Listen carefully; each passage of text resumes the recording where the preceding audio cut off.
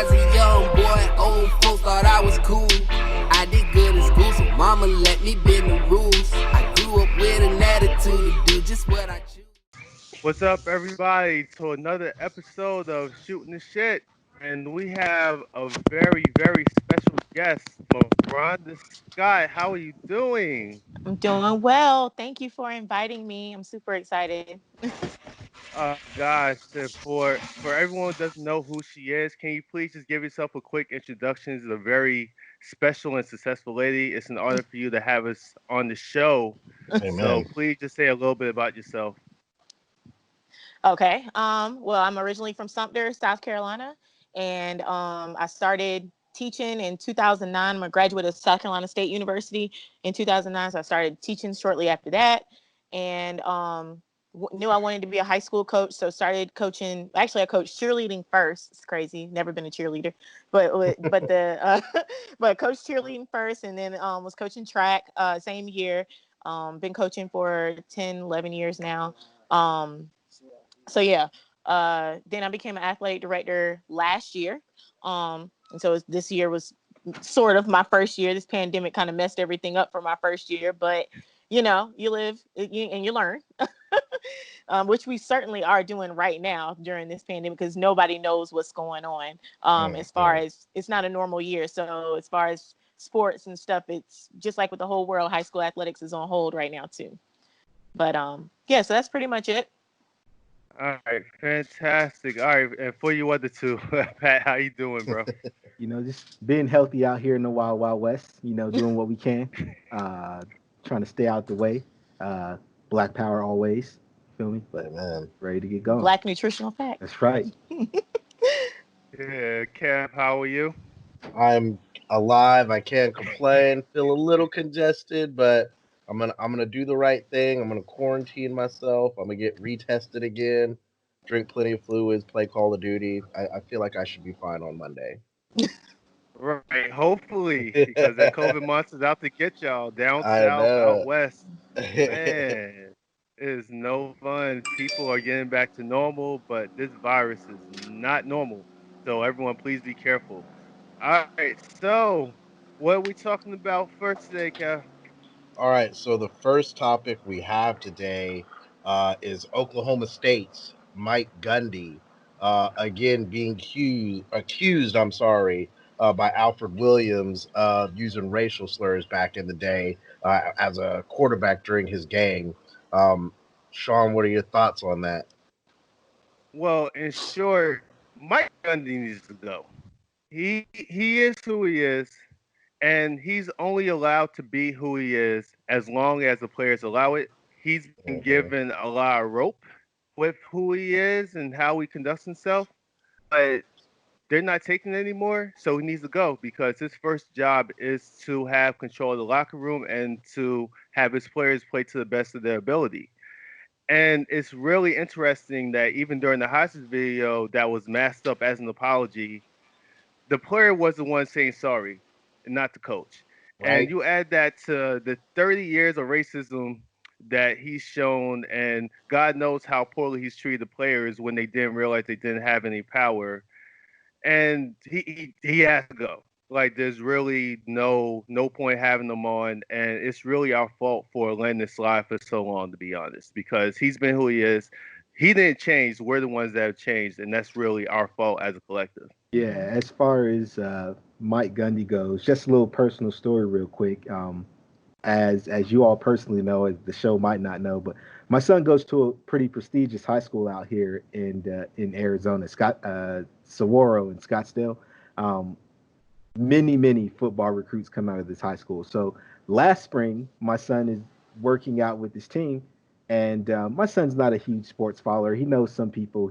He doesn't know a lot of people, but in particular, Mike Gundy comes on campus, and my son knows Mike Gundy because of the mullet. Super excited to meet Mike Gundy. Super excited to see Mike Gundy. When this news broke with Shuba earlier last week, I showed it to my son. Complete, complete. Uh, I've never seen my son so disappointed.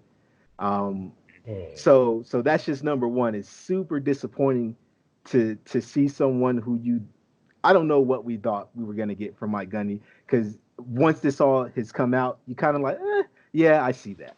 But to know that someone who's in charge of facilitating our black athletes' careers, their lives, making them better men, feels this way, it's extremely disappointing.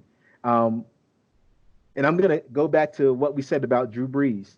This is an intelligent man. This is not a man who is in the world who doesn't know the impact of what's being said or what he's doing. Um, so it's pretty condemning to me that he didn't try and fight what Alfred Williams was saying. He just basically shut up. Because Alfred Williams said, I got the receipts, buddy, so I dare you to come out and say you didn't, because I got 20 to 30 people ready to ride on you, say you did. Mhm.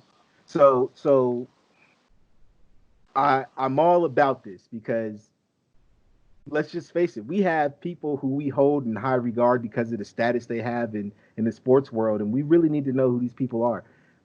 People are trusting their kids' future with these people, and these are the things they believe in. These are the things they've done. Everyone has a past. Everyone has to answer for that past. And right now, if you have shown yourself to be a racist, it's zero tolerance. So Time to answer.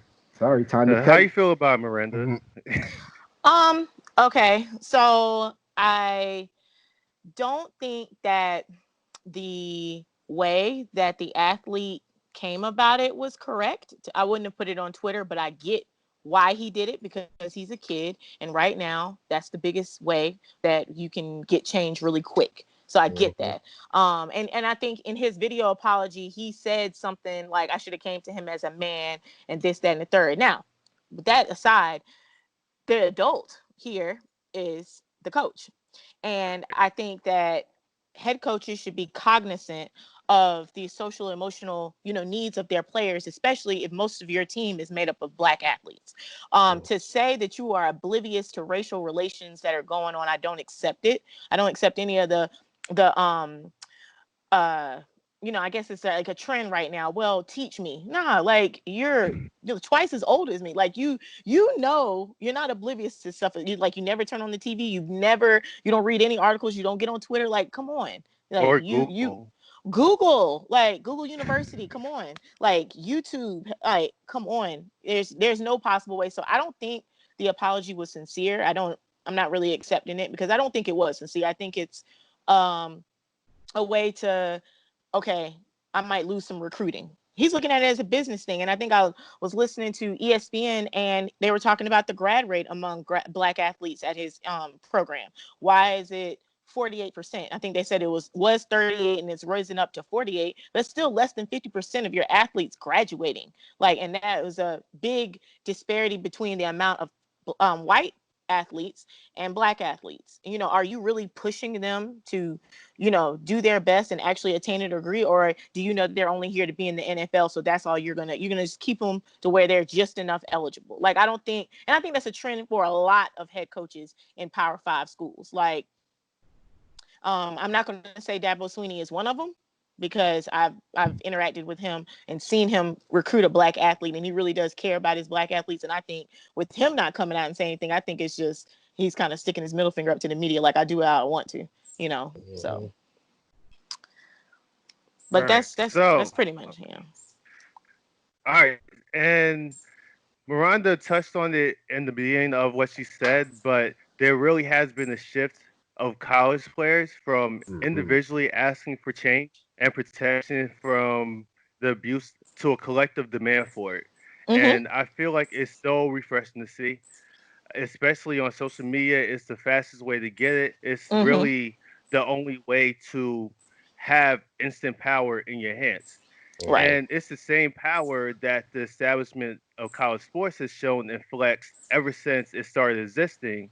Mm-hmm. And it's really good to know that the players finally realize that the show doesn't go on without them. And they're really just exercising their right to a safe and solid work environment. And I don't see anything unreasonable with that at all. Mm-mm. I'm going to be very quick and brief on it because I wasn't too in depth into it. My emotion about it was two things. I'm looking at the date of when this happened, 89. I would have been basically about a year and some change old, just over a year old, right? Fast forwarding till now. And like a lot of people have said, the climate in which we're in today, everything that shows me where his mindset is, he's already done for me. So I don't really need like I'd feel like personally if I was one of the players, keep your apology and all that stuff. Yep. The shirt you wear, the shirt you wore, and in case those aren't aware, what was it? An OAN shirt, very far right wing news organization. There's nothing wrong with that, but time and a place for everything. You wore that Training camp for Fox News. Exactly. You wore it in like you knew exactly what you were doing when you wore the shirt. That wasn't like a oh my wife packed that. I didn't realize she packed that T-shirt for me type stuff. You know, so Mhm. you know what you're doing. Like Miranda said, you're an old man. You're Patrick said you're intelligent. You know what you're doing. So he can keep his apology. He just needs to go. Like it's time to wrap Yeah. it up. Like if you're pretty much not going to come out at least in support of the movement and at least come out and be a man and say like, hey, I own what I did. I was wrong. I'm trying to learn, right my ways that I was taught, something like that. I feel like that would have been the bare minimum, but since you can't even do that, really, it's your time to go. Well, you're nicer than me, Kev, because I'm not giving them a pass on the T-shirt. We know exactly what OAN stands for. Oh, exactly. I can specifically remember people had a problem with Colin Kaepernick's Fidel Castro shirt and his cops and pig socks. Oh, they lost their shit over it. So you know what? I'm not giving nobody a pass over a T-shirt. Also, Mhm. one of my favorite ones to add. Don't forget Obama's tan suit. I don't know if y'all remember that a few I years ago. remember Oh that. That yeah. was He I did can't huge, wait that to shit, get huge on and they fire. lost It's their shit. funny to read, yeah. But in the interest of moving forward, I know we've kind of touched on it just now. But Sean, you're obviously going to go first. What are your thoughts on college players now that they are realizing they have more power than they were initially told? I feel like it's a realization that it's a labor management relationship. They're just unpaid labor. So because of that, they're realizing that they aren't treated like regular college students due to the demands of their jobs. Mhm. Anyone who's played or worked in college sports know that being a college athlete is a borderline full-time job Mm-hmm. between practice and weight room stuff and actual games and watching tape and prepping for games. And not only that, but the billions of dollars that are generated from the labor, it goes to Exactly. everyone but them. It goes into improving the school. It goes into improving the other programs that are always working as a minus to compensate for them to run. And another thing is that they're unique college football players because they don't have another option to go somewhere if they want to play at the next level, whether it's the NFL or elsewhere. They have to go through college sports. Mm-hmm. So they have a right to demand a safe and fair work environment, if only because they don't have anywhere to go. That's their only option. So I think they're asking for the bare minimum of their demands. And if coaches aren't with it, they gotta go because they don't have to play. They're students, remember? Like they're not working, so it's a voluntary thing, and whatever happens from that happens. But I'm so happy that the college guys are realizing that they have power, they have real power, and they're exercising it. And it's really fun watching the establishment squirm because it's been the other way around for the past God knows how long. Mm-hmm. Mhm. I will say, um, I get where we're coming from with the college players realizing that they have power of their voice, their platform, right?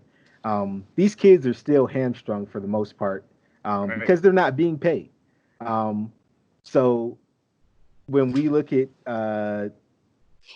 kids speaking out on social media, it's usually more of a reaction to the fact of their power structure not giving them an outlet to voice their opinions and otherwise uh, structure where they would have that if they were employed paid athletes.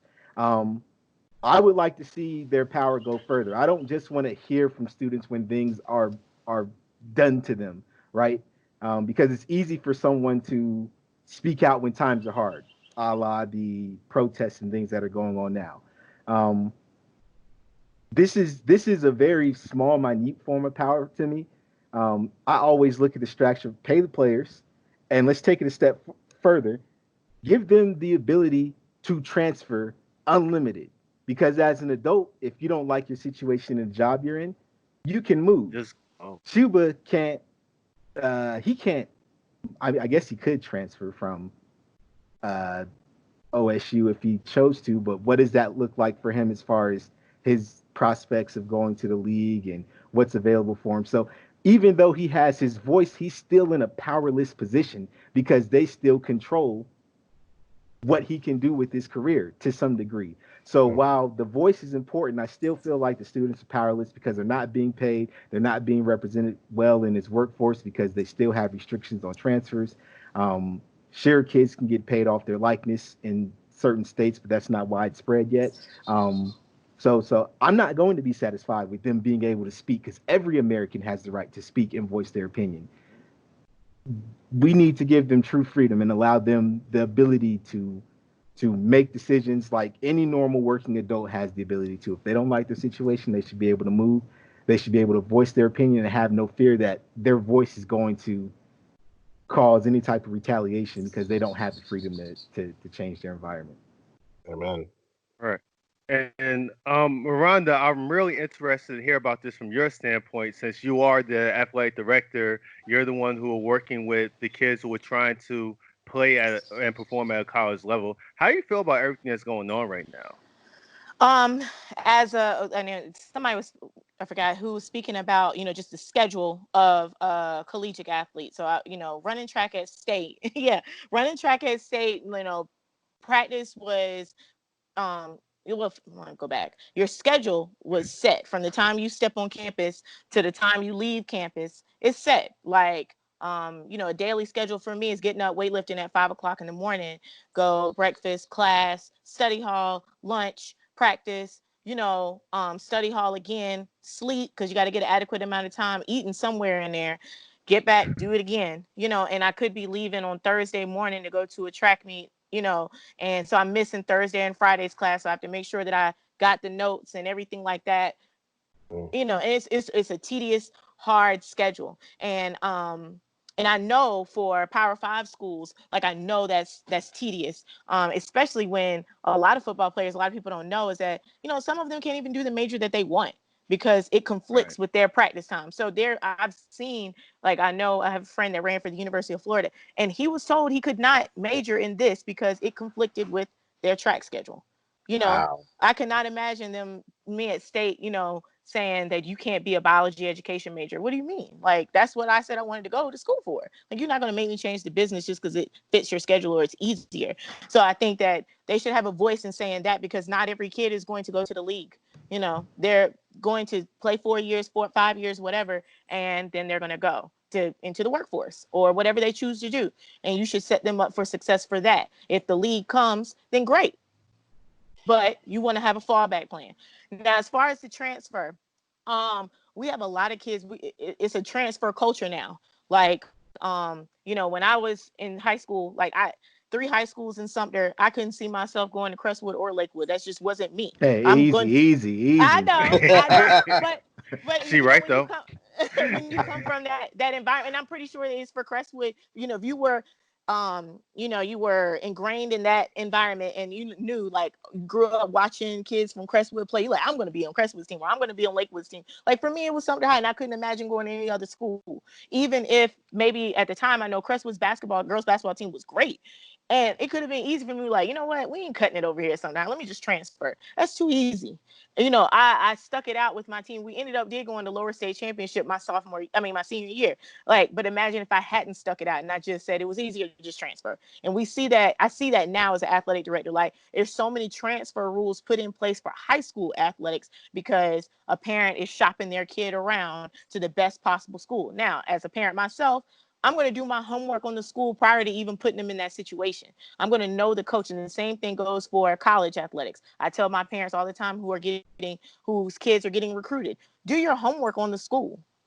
Talk with the coaches, sit down, figure out, because your kid's going to be there for the next 4 years, and you're not going to be there to, hold their hand. I see it a lot, especially with mothers and sons. You know, they want to, they want to be there, but they can't. you're not going to be on campus with your son. You're going to have to trust your son with the coach that really has the best interest at heart. And are you really sitting down with these Power 5 coaches and realizing, are they just another football player out there just to do this manual labor for you 4 years, and you look good, but then you're not putting my son in the best possible position for anything else? Like, that's the responsibility of the parent and the athlete to find that out from the get-go, so you won't have too many transfers.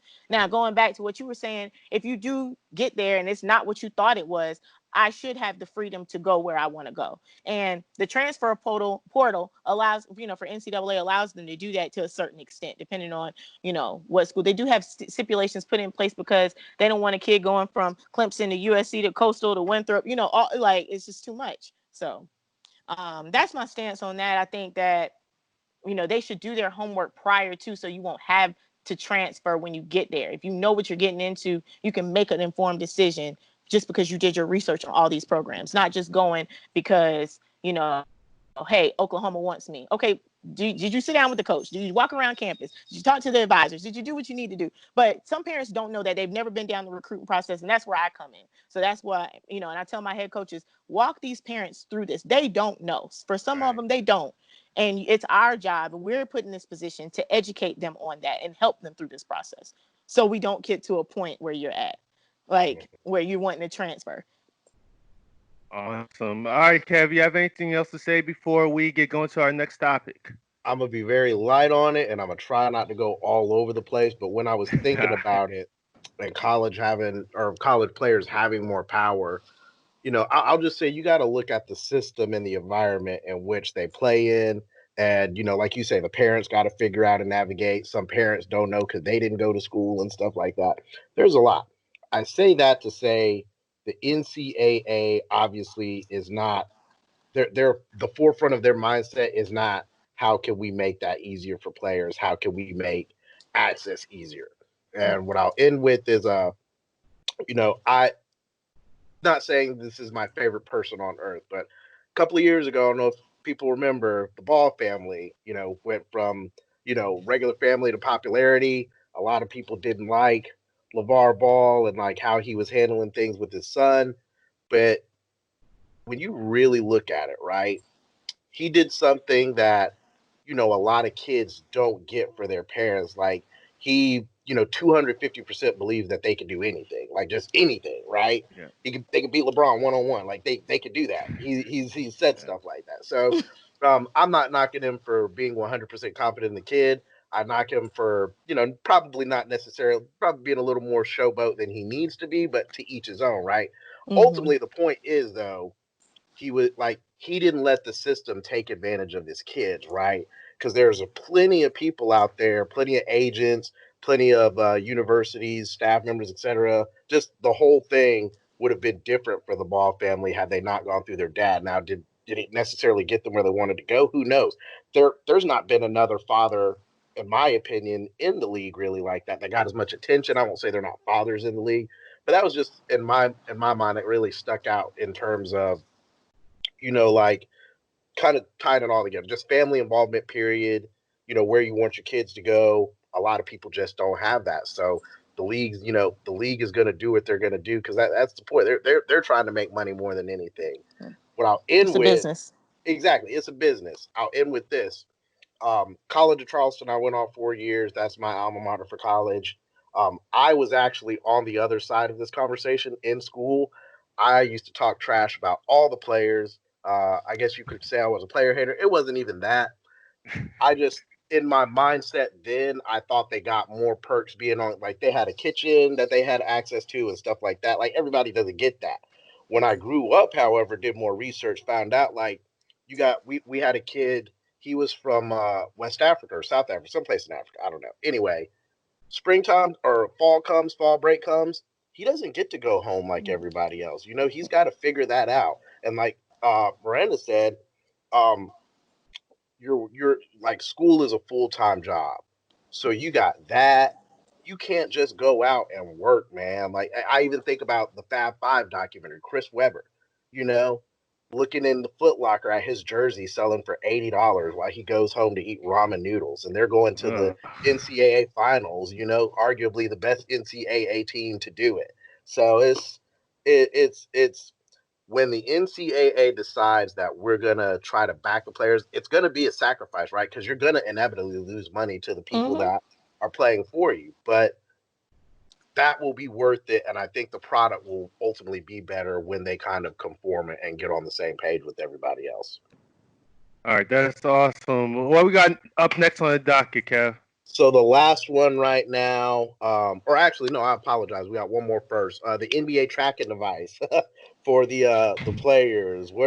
I thought this one was pretty interesting. What are your thoughts, Sean, on the players wearing supposedly not tracking devices? They say they're health devices, but they do track more than just health. So, All right, so before I go on the tracking devices themselves, if y'all noticed that Orlando's getting really hit hard by the pandemic right now, oh yeah, even worse than Florida as a everyone whole. else.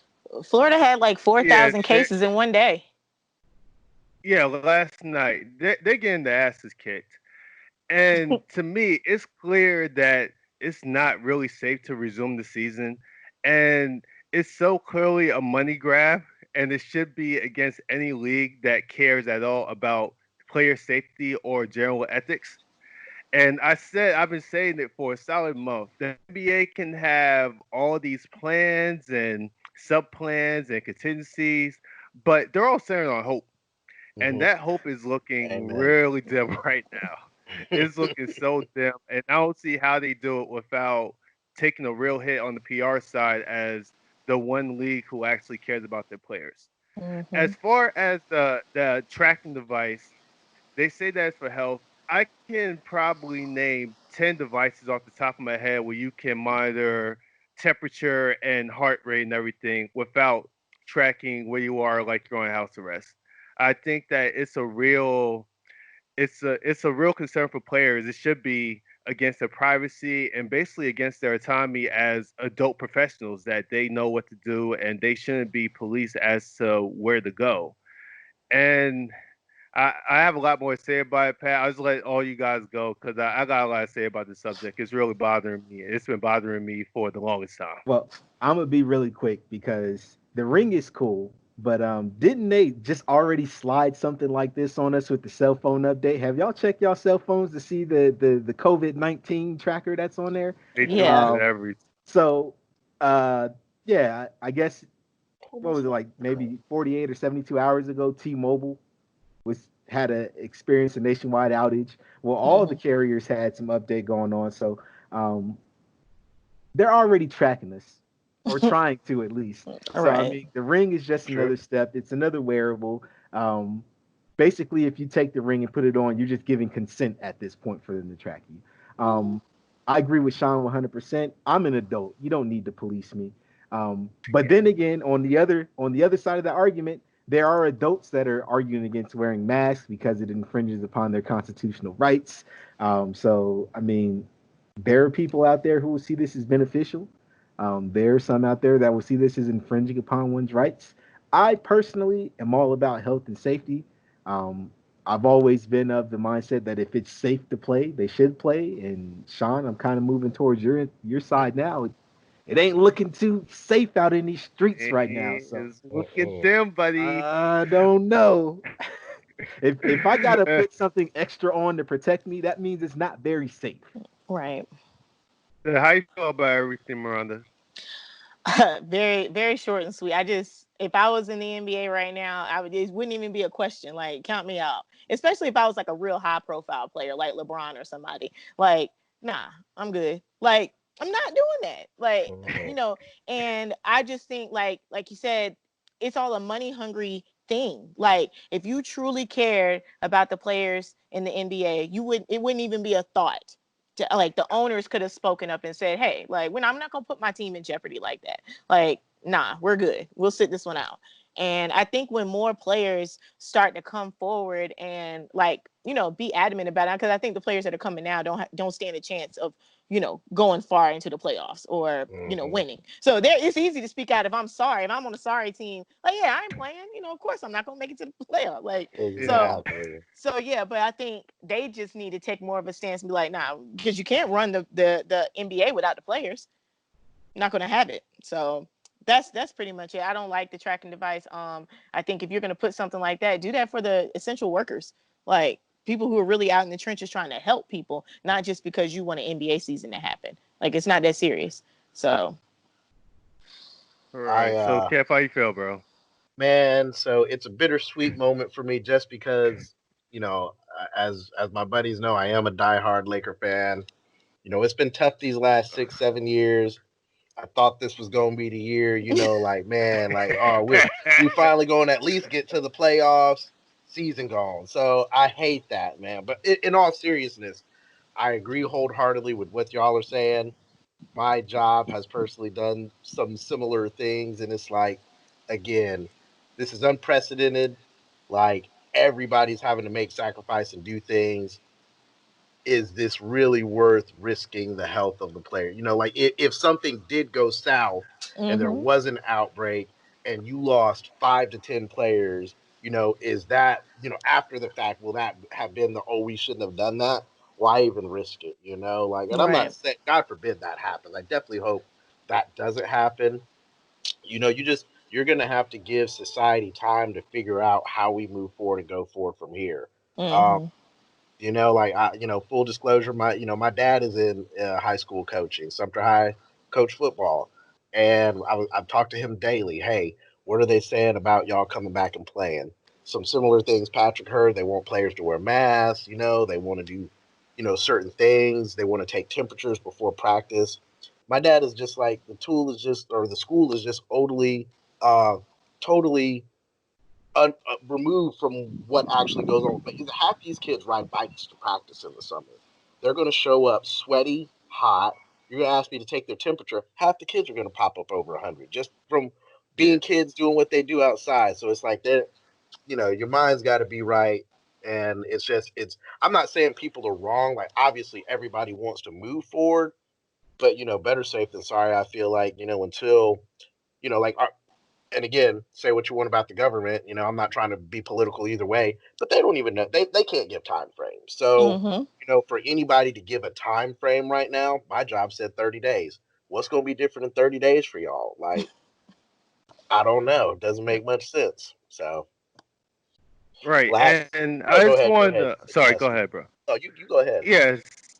All right, man. So the biggest takeaway I get from all of this, like everyone trying to open up on arbitrary time dates, is that the virus don't give a fuck about our time census. Mm, mm, They'll like just because we say yeah we're gonna open up in 90 days, the virus ain't gonna be like all right cool like day 89 at midnight I'm gonna be out y'all here man. They're like why don't y'all say so earlier? Why don't you just say 45 days? Like this virus don't care. It's gonna do what it does, and we should just be focused on being safe. We have tons of examples, basically every other civilized country, of how to handle the virus and how to be safe until it's safe to play. And now all those nations are getting the fruit of their labor. New Zealand, they're playing with fans because I think they were coronavirus free for a couple of days, and then a couple of Brits messed that up flying in. But their citizens, like they did everything correctly, and now they're basically back to normal. Mm-hmm. So I think it's a lesson of I think we're too arrogant about the virus, like it's just going to go mm, away, and we just need to be safe and really take care of ourselves and taking care of each other. And I Mm-hmm. think just due to that and Trump, being not as Trump, Trump, Trump, Trump, Trump.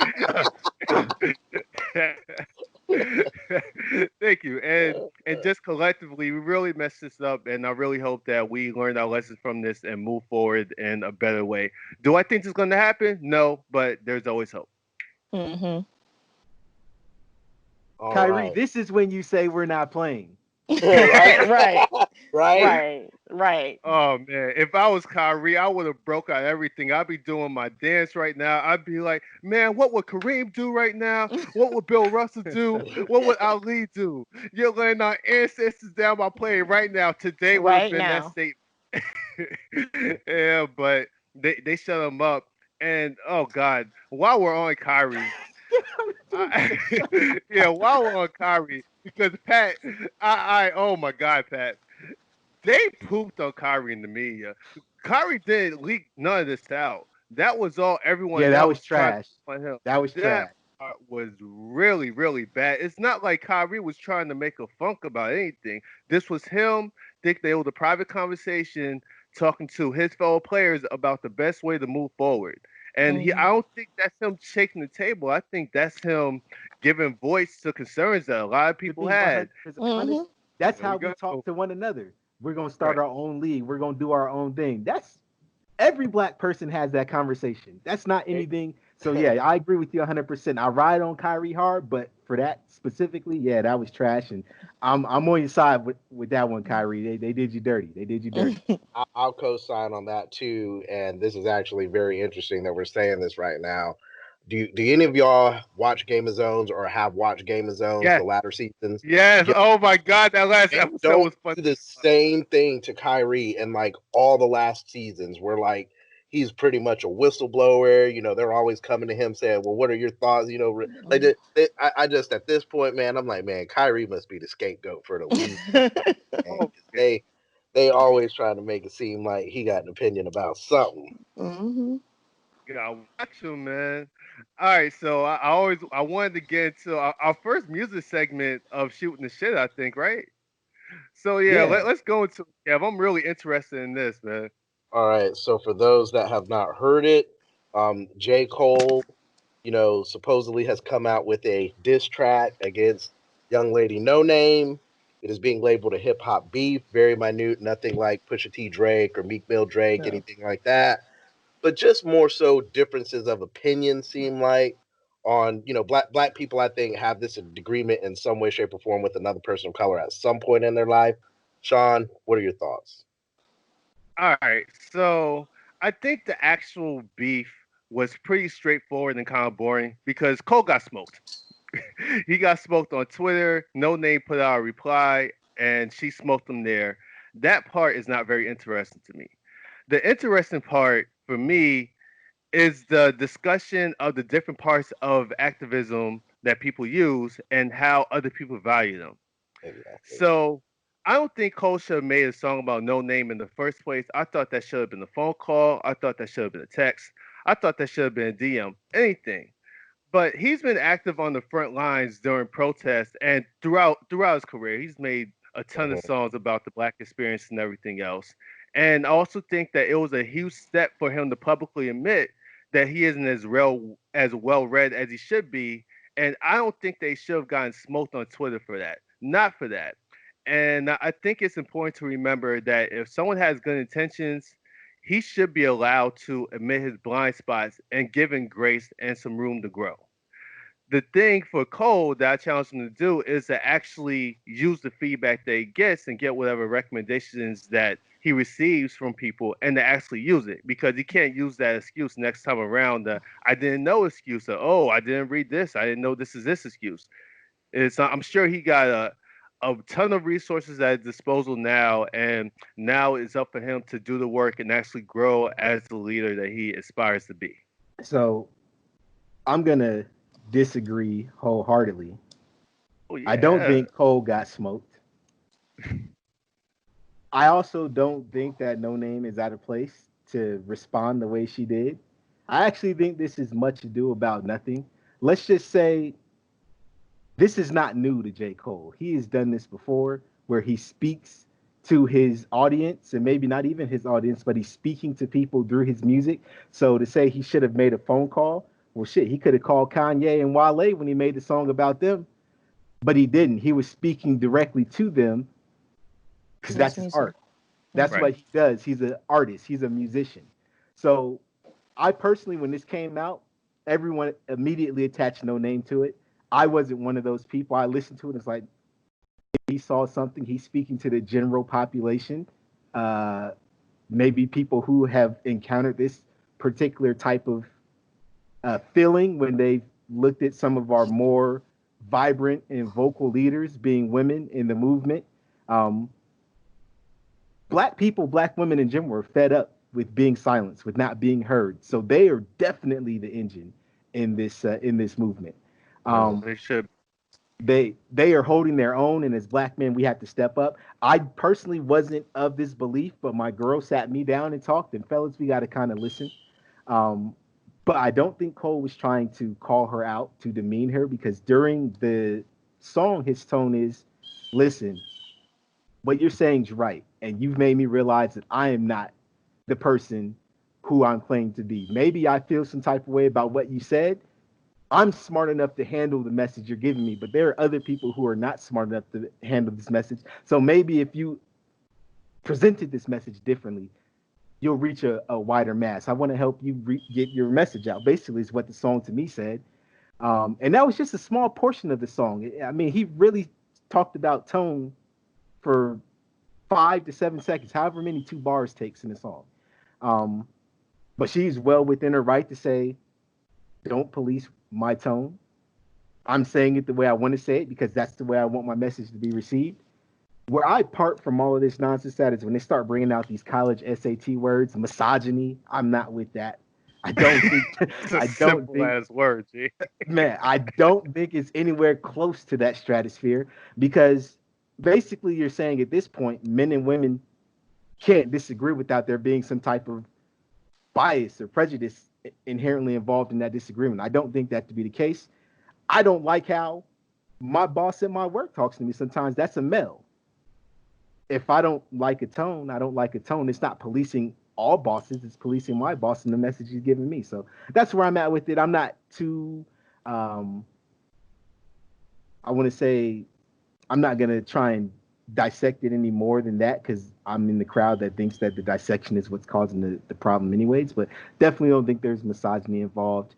I don't think that Cole, for his entire career, who's been a champion for Black women, deserves to get the wrath of what is being brought to him. So that's just kind of where I'll leave it at. All right, Miranda. I will have to piggyback off of him. I don't think that there, as a woman, I don't think it was misogynistic. And when people were, and when it first got sent to me, it was from a girl I used to coach. And she was like, yeah, I listened to the first 30 seconds of it. And, he was wrong. Wait, so you formed an opinion only listening to the first 30 seconds of the song? Because to me, I think he went through like a thought process. Because by the end of the song, that he was kind of saying what you said, like, let's break it down to the general public or that people that's not understanding that what the movement is all about. Educate us. I don't think that he was wrong in saying that. I don't think she was wrong in her response. Now, for me, I had never heard of Noname before this.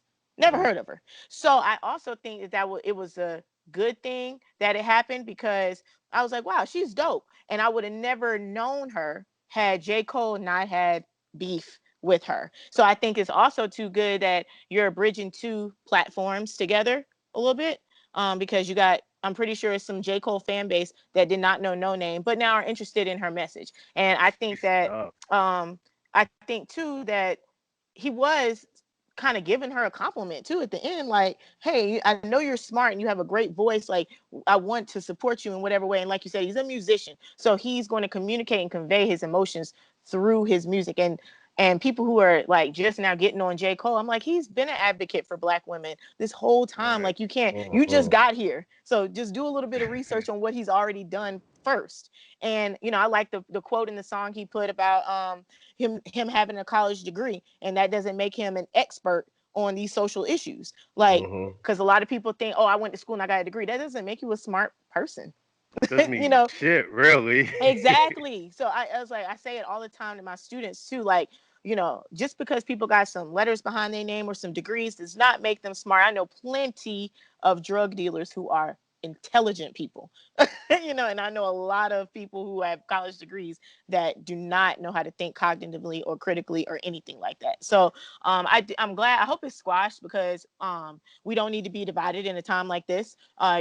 People are looking for any little division that we have, and we need for this Black Lives Matter movement to be taken seriously. We have to be together. So I hope this is like dead and we move on from it and people learn. And now people who did not know Noname like me are now able to follow her like on Twitter and stuff and see what she's actually about. Because I think she's pretty dope. When I actually started doing some research on it. And like I said, I would have never known her if J. Cole, if that hadn't happened on Twitter. I wholeheartedly agree with what everybody's saying. I think it's one. I'm not gonna lie. I was a little sad when I first heard about it and read and listened to anything, because I agree. I was like, there's not really a beef here. It sounds like more of a disagreement of opinion, of course, between Right. the two musicians. Healthy conflict, if you will. Yeah, but they're yeah, healthy conflict. But I didn't. I hate it was labeled as beef. First off, that makes it sound a little more crazy than what it really was. And I do agree. I think he was mostly laying out his thought process behind, what he perceives and sees in the world. I hate too, on both sides for him and her, right? And black celebrities in general, like they become the voice of the people because of their status. And I know Yeah. that's not necessarily fair to them, because I've seen a couple of tweets on Twitter too talking about J. Cole ain't here and Kendrick Lamar ain't doing this and that. And it's like, at the end of the day, Like, what more do you oh, want those Kendrick, guys to do? Yeah, like what do you want those guys to do for us? like, Like oh, at a certain point, like we got to research on our own. We got to move forward on our own. We got to be more progressive together. And like Miranda said, especially now, Black Lives Matter movement and just Black unity as a whole. Like I get it. We're not gonna agree on every little thing. I wouldn't want us to. We wouldn't be who we are if we did. But in that same token, um, I said it last week with the Daryl Davis thing. Social discourse. We in this day and age got to be able to have that conversation with somebody where we don't agree with what they say, but we can still cordially and respectfully have discourse about it. And at the end of the day, it may just be like, hey, we just got difference of opinions. We ain't gonna agree on it today. But at minimum, having those conversations, being able to have those tough conversations. I wish there was more of a consistent platform, I guess, so to speak, where like aside from music, you know, these guys can come give their opinion or something of that. I don't even have the answer. I don't know what, but that way, I feel like that would, aside from just the music and people like me and you trying to interpret what we're hearing, you could just also get an opinion real quick and be like, hey, this is where I stand. This is what, but J. Cole don't got to explain himself to nobody. These are just Noname. Like I said, I didn't Mm-mm. know who she was. I had to look her up. She owes me no explanation. I agree with what she said as well, because there are people like that. Like honestly, it made me think of what's the lady's name? Is it Candace Owens?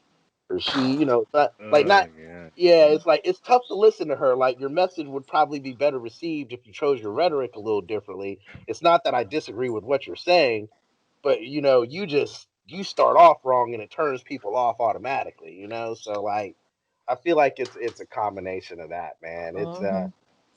I like the songs. I like both the songs. I thought the lyrics were dope. I'll I thought tell there was y'all what, No Name better drop a track with Future or Lil Uzi soon, or else I'm not gonna listen to it. right. Look, the beef will officially be over. Listen, if she drop a song with Young Thug, she got me. I'm Yeah, but yeah, like I'm gonna join this train of not really know who No Name was until a couple of days ago. Although my homegirl on Twitter, Triss, she's been on No Name for a long time, and I did some research myself, and man, she has such shit together. The stuff that she's been tweeting even prior to, it's really been together, and it's so obvious that her standpoint is so thoroughly researched and well read, and is so clear, and she's really the ideal candidate for someone who's into activism, like whether it's through her art or in the streets on the front lines. With that said, Cole is not enemy. Just Mhm. because he admitted that he needs to read more, the effort is clearly there.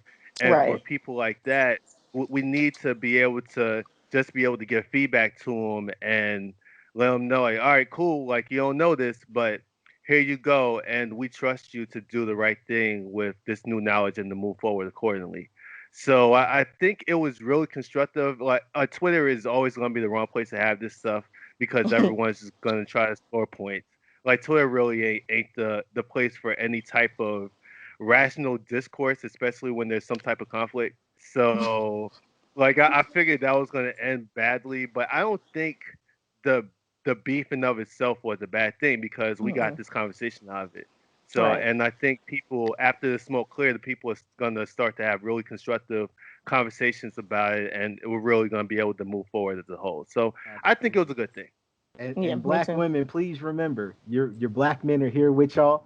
Um, all men are dumb. All men are stupid. Thank you. Forgive Yes, us. yes, Bear with we're us. goofy. We're on the way. We're trying to do the best we can. Please, it's kind of crazy for us to ask for more time, but please give us time. We're trying to move with you. We're with you. We love you. Black No, women, we queens, we're with you. goofy. Like it is what it is. We're goofy. We're trying though. Like we're behind you. All right, Christ. Okay. I got Okay. it. So, all right. So I think this is gonna close us out. Yeah, Kev. Yeah. If anybody doesn't have anything else, I don't know if Miranda wants to. You kind of gave a little spill about you being in your position as director of athletics. So Hmm. congratulations to that. Thank Really, you. really happy to have you in Congrats. that That's position. a big deal, Um, baby. do you have anything? I guess I would end with, do you have anything, being the only black female in the chat right now, anything to inspire younger black females, or it could be anybody, any color, any creed, but anything that you want to leave the people with, the kind of, I don't know, just words of thought from yourself? I think it'll be piggybacking on, I think what you said, healthy discourse. It's okay for people to disagree on things, but I think that you the more that you talk with people who have a difference of opinion than you, the more you learn. Just like I used this analogy with one of my friends the other day. I'm like, when people go into theology, you learn about different religions, not necessarily your belief, but all beliefs. Not necessarily you agree with that, but it's good to have the knowledge that of somebody else's belief. And the same thing with political, sports, whatever. Just talking to people who don't have the same mindset of you as you, just allows you to kind of expand your thinking when you know how to. So because I know how to approach different people who may be like Republicans or whatever. Like I know how to approach them when having conversations about anything. White people, Asians, whatever, it doesn't matter. Just having conversations with people outside of my circle allows me to grow and better how to handle future situations. So I think that that's a skill that I'm trying to teach our kids how to do as kids, so we're not turning into adults that, like you said, like to argue on Twitter, because there's no productive conversation happening there. And I tell them all the time, it's okay to disagree with somebody. Like, it's cool, it's okay to have a difference of opinion, but find out why they have that difference of opinion. So Mm-hmm. All right. I All right. So that'll be a great way to close our show. Miranda, thank you so much. We're gonna have you on for a special interview, just me and you. Yes, Miranda. So thankful for you joining the show and giving us everything you had to offer from your position. thank Uh, you. everyone else, please be safe. I know Pat, you got something going where you have to be in public, and your son as well. So please I'll be Yeah, take be care, careful. safe. brother. Yeah. Absolutely. Yeah, Thanks, guys. Kev, you you might have COVID, so we'll see Yeah, you for a couple of weeks. I'm gonna stay. Yeah, hey, if y'all don't hear from me next week, man, y'all know what's going on. They haven't confirmed or denied that COVID travels through Ethernet cable at all yet, have they? We're all safe, right? Yeah, Yeah. we're still Everybody, learning. Yeah, Alex, we man. might all have it. So yeah, so everyone just be safe, and thanks again for listening. That's the wrap for the show. Shooting the shit, episode 6. Subscribe to us on YouTube, Spotify, all that good stuff. Wherever you hear stuff, listen to us. That's it.